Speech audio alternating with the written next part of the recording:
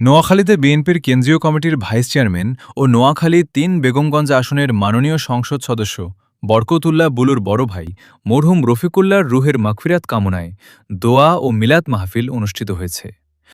বুধবার ১ জুলাই দুপুরে বেগমগঞ্জ উপজেলার জিরতুলি ইউনিয়নের বাবুপুর উচ্চ বিদ্যালয়ের সভাকক্ষে বিদ্যালয়ের নবগঠিত অ্যাডহক কমিটির উদ্যোগে এ দোয়া ও মিলাদ মাহফিলের আয়োজন করা হয়। বিদ্যালয়ের প্রধান শিক্ষক গোলাম ছারোয়ারের সভাপতিত্বে অনুষ্ঠানে প্রধান অতিথি হিসেবে উপস্থিত ছিলেন বিদ্যালয়ের অ্যাডহক কমিটির আহ্বায়ক মোহাম্মদ শাহাবুদ্দিন।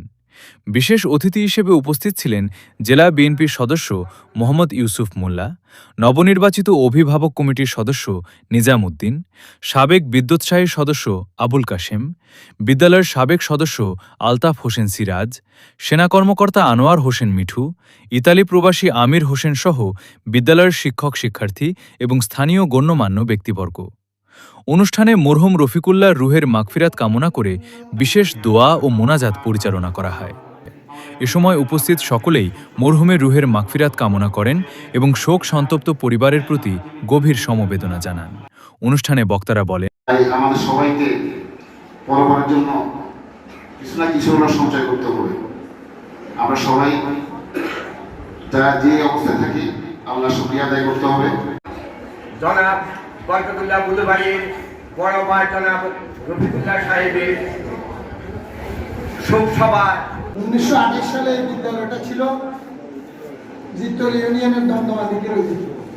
1968 সালে আমার শ্রদ্ধেয় পিতা মরহুম রাজা মিয়া এবং আমার বড় ভাই জনাব বশিরুল্লাহ মিয়া ওনারা এই জমিন প্রাইমারি এবং হাই স্কুল সহ সমস্ত জমিনটা এই স্কুলের নামে লিখে দিয়া এই বিদ্যালয়কে ওখান থেকে এখানে এনে নবউদ্যোগে প্রতিষ্ঠিত করেছে।